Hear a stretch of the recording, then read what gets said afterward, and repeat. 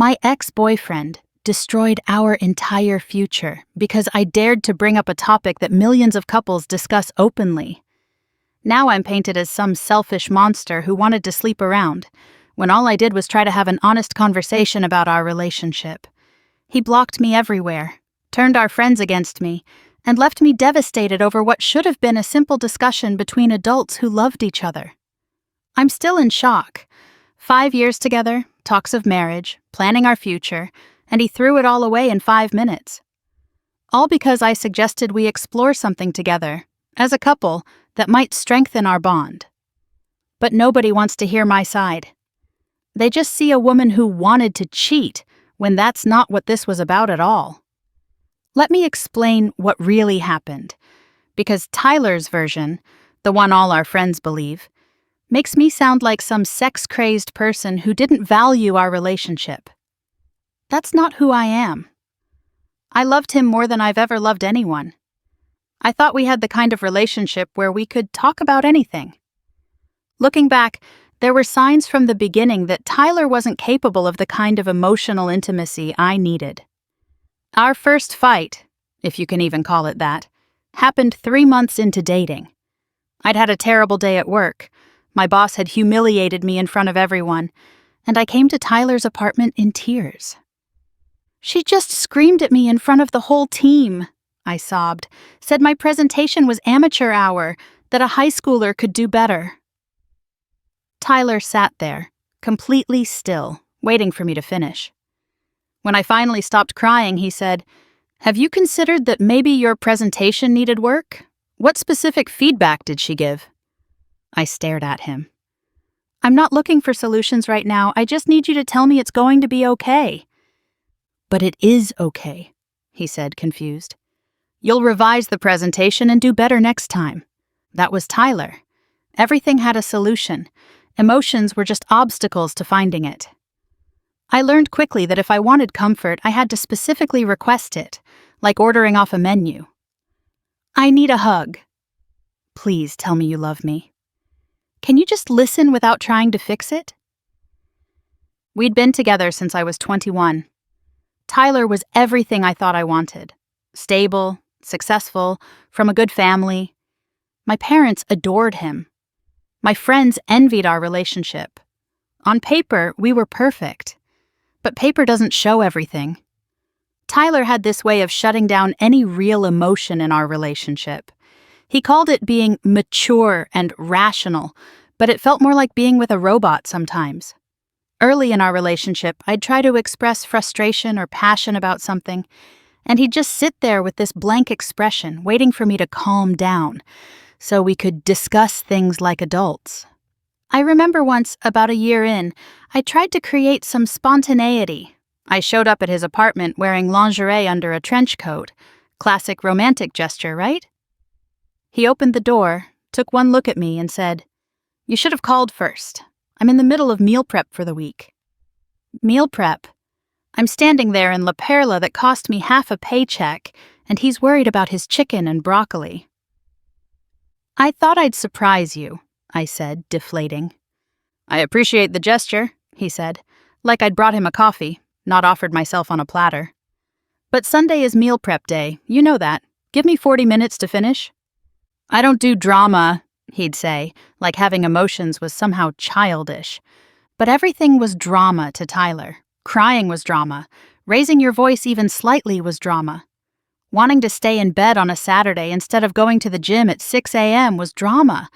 Suggesting we skip his mother's weekly dinner just once to do something spontaneous was definitely drama. I adapted. I learned to swallow my feelings, present everything in neat, logical packages that wouldn't disturb his equilibrium. But inside, I was dying for some passion, some fire, some indication that he felt things as deeply as I did. The sex was good. Technically proficient, you might say. Tyler approached it like everything else. Methodically, efficiently, checking all the boxes. But there was no spontaneity, no wild abandon, no losing ourselves in each other. I tried bringing up fantasies once, and he looked at me like I'd suggested we rob a bank. Tuesday nights and Saturday mornings. That was our schedule, as regular as his gym routine. He'd shower first, set his phone to Do Not Disturb, and proceed through the same sequence every time. Foreplay, exactly 12 minutes. Position changes, 2, maybe 3 if he was feeling adventurous. Duration, 15 to 20 minutes. Then he'd kiss my forehead, say, "That was nice," and go shower again. Once I tried to initiate on a Thursday. "But it's Thursday," he said, genuinely confused. "We have sex on Tuesdays and Saturdays." "We could have sex on other days too," I suggested. "But then when would we grocery shop? Thursday is grocery day." "We have a healthy sex life," he said. "Why complicate it?" That phrase, "Why complicate it?" was Tyler's motto. Why complicate dinner by trying new restaurants? Why complicate weekends by not planning every hour? Why complicate life by feeling things too deeply? That was Tyler's response to everything. Why complicate it? Why change what works? Why explore, grow, evolve? We were stuck in amber, a relationship that looked perfect from the outside but felt stifling from within. I started reading about open relationships, not because I had someone in mind, I didn't, but because I was desperate for something to shake us out of our routine.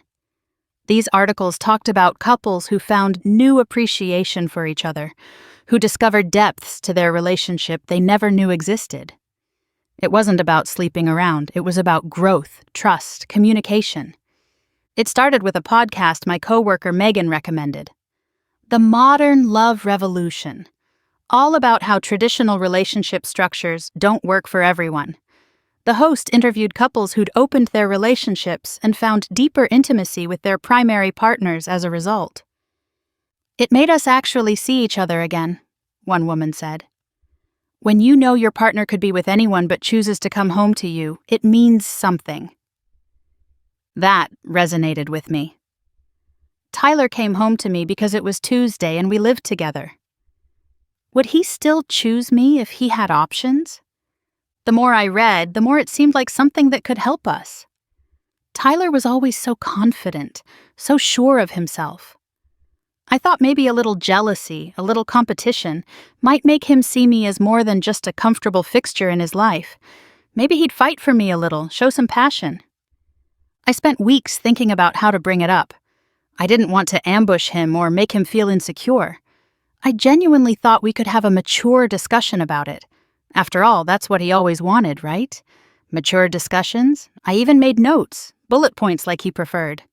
Benefits: increased communication, renewed appreciation, personal growth. Boundaries: physical only, complete honesty, veto power. I approached it like a business proposal because that's how Tyler understood things. The night I brought it up, we were having dinner at home. I'd made his favorite meal, we'd had some wine, everything was relaxed. I eased into it carefully. Salmon with asparagus and quinoa. Tyler's standard Tuesday dinner. I'd even portioned everything according to his macros. The wine was a calculated risk. Tyler usually stopped at exactly 1 glass, but I poured a generous second, hoping it might loosen him up a bit. "I've been reading about different relationship styles," I started. "It's fascinating how many ways people find to love each other." He said, scrolling through his phone. "Could you put the phone down? I want to talk about something important." He placed it face down with the precision of someone arranging surgical instruments. "What's on your mind?" "Have you ever thought about what it would be like if we explored a bit? Together, I mean, as a couple." That got his attention. He put down his phone and looked at me with those calculating eyes. "Explored how?" My heart was racing, but I pushed forward. "Well, some couples have arrangements where they can see other people physically, but they remain emotionally committed to each other. It's supposed to strengthen the primary relationship." I watched his face change. Not dramatically. Tyler didn't do dramatic. But something shifted, like tectonic plates moving beneath the surface. The temperature in the room dropped 20 degrees. His face went completely blank. That expression I knew so well. The one that meant he was processing without any messy emotions getting in the way. "Are you joking or are you serious?" he asked. "I'm serious about discussing it. I want to know how you feel about it." What happened next still doesn't feel real. He didn't yell, he didn't argue, he didn't even ask why I was bringing this up. He just nodded, stood up, and said those horrible words. "You can sleep with whoever you want. Have a nice life." Then he went to our bedroom and started packing. The precision of his movements was terrifying. He didn't throw things or slam drawers. He packed like he was preparing for a business trip. Toiletries in the designated bag, clothes folded with military precision, electronics wrapped in their original cables. "Tyler, wait, let's talk about this." "There's nothing to talk about. You've made your position clear." "I haven't made any position clear, I just wanted to discuss it." He paused in folding a shirt. "Do you remember what I told you about my college girlfriend?" I did. She'd suggested a break to find herself. He'd ended it on the spot. "This is different," I insisted. "I'm not asking for a break. I'm talking about something we do together with rules and boundaries." "No." Just that. No. Not even "no, thank you," or "no, I'm not interested." Just no, like he was declining a refill on water. But he was already in execution mode. This man who prided himself on never making emotional decisions was dismantling our life together with surgical precision. Within an hour, he had his essentials packed and was heading for the door. "This is insane," I said, tears streaming down my face. "You're leaving me because I brought up a topic for discussion?" "I'm leaving because we clearly want different things," he said, not even looking at me. "I won't waste any more of your time." "Waste my time? Tyler, we've been together 5 years. We talk about marriage. My parents think you're going to propose at Christmas." "Then they'll be disappointed," he said. And for just a second, I saw something flicker across his face. Pain? Regret? But then it was gone, replaced by that blank efficiency. And then he was gone. 5 years, gone. Our future, gone. Everything we'd built, destroyed because I dared to suggest we talk about something. The aftermath has been brutal. He blocked me on everything within hours. Our mutual friends got his version of events first, and by the time I could explain, they'd already chosen sides. According to them, I'm the woman who wasn't satisfied with a good man, who wanted to sleep around, who destroyed a perfect relationship with my selfishness. The first person I called was my best friend Lisa. She answered on the second ring. "Tyler just left me," I sobbed. "What? Why? What happened?" I brought up the idea of an open relationship and he just left, packed his things and walked out. The silence on the other end was deafening. "Lisa? You asked Tyler for an open relationship?" Her voice was incredulous. "Tyler, the guy who color codes his sock drawer, who has a spreadsheet for date nights? I just wanted to talk about it." "Oh, honey," she sighed, and I could hear the judgment already. "What did you think would happen?" Nobody wants to hear that I would have been perfectly happy if he'd just said no. Nobody cares that I was trying to save our relationship, not destroy it. They don't understand that I was drowning in his emotional void, desperate for anything that might make him show he actually cared about me beyond our convenient arrangement. Within 24 hours, I was persona non grata in our friend group. The group chat went silent. Plans for Becca's birthday that weekend suddenly didn't include me. When I ran into our friend David at Starbucks, he actually pretended not to see me. His friend Kevin came to get his things and had the audacity to lecture me. "Tyler's a good guy," he said. "He deserved better than someone who wanted to pretend to be something she's not." Pretend? I was the one being real. I was the one trying to have honest communication. Tyler was the one who couldn't handle a simple conversation without going nuclear. I've tried everything to reach him. I've gone to his office, but security won't let me up. I've written letters, emails, texts to any platform I'm not blocked on. I've had friends try to talk to him. Nothing. He's erased me like I never existed, like 5 years meant nothing. The first time I went to his office, I still had hope. Maybe if he saw me, saw how sorry I was, he'd at least talk to me. I dressed carefully. The blue dress he'd complimented once, minimal makeup so he could see I'd been crying, his favorite perfume. "I need to see Tyler Morrison," I told the receptionist. "It's urgent." She made a call, listened, then gave me a pitying look. "I'm sorry Mr. Morrison isn't available." "Can you tell him I'll wait? I'll wait all day if I have to." Another call. "I'm sorry, ma'am, but I'm going to have to ask you to leave." I went back the next day, and the next. By the fourth day, building security was waiting for me in the lobby. "Miss, we've been instructed that you're not welcome in this building. If you don't leave voluntarily, we'll have to call the police." The police. Like I was some kind of stalker instead of a woman trying to save her relationship. The worst part is how he's spinning this. Poor Tyler, betrayed by his girlfriend who wanted an open relationship. Nobody mentions how emotionally unavailable he was. Nobody talks about how I had to beg for scraps of affection. Nobody cares that I was so lonely in our relationship that I was willing to try anything to feel alive again. And yes, I'm falling apart. I cry constantly. I can't eat, can't sleep, can't function. Not just because I lost him, but because of how he did it. No discussion, no attempt to understand, no acknowledgement of what we'd shared. Just surgical removal, like cutting out a tumor. Our friends say he's doing well, that he's moving on, that he dodged a bullet. Meanwhile, I'm the cautionary tale, the woman who had a good thing and ruined it with her greed. They don't see that I was suffocating in that good thing, that I was disappearing bit by bit into Tyler's vision of the perfect drama-free relationship. I never wanted to sleep with other people. I wanted Tyler to want me enough to say no. I wanted him to feel something, anything, strongly enough to fight for us. Instead, he proved what I'd always suspected. I was replaceable, interchangeable, just another efficient part in his well-ordered life. He threw away 5 years over a conversation. He destroyed us because I tried to communicate. And somehow I'm the villain in this story.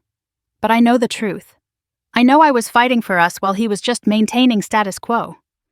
I know I loved him enough to risk his rejection, while he didn't love me enough to even discuss it. Now I'm left with nothing but questions. Was any of it real? Did he ever actually love me, or was I just convenient? How can someone claim to love you and then erase you so completely? How is bringing up a topic for discussion worthy of total annihilation? But I'll never get answers, because Tyler doesn't do messy emotions. He doesn't do complicated conversations. He doesn't do anything that might disturb his perfect, controlled existence. He does surgical strikes and clean breaks and moving on without looking back. I'm the one who's broken. I'm the one who's falling apart. Because I'm the one who actually loved, who actually felt, who actually tried. And in Tyler's world, that makes me the crazy one, the dramatic one, the one who destroyed everything by daring to want more than his measured, rationed affection. He'll find someone else, someone who's happy with his emotional breadcrumbs, someone who won't ask for more. And everyone will congratulate him on upgrading from the crazy girl who wanted an open relationship. But I know the truth. I wasn't asking for other people. I was asking for him, all of him. And that's what he couldn't give.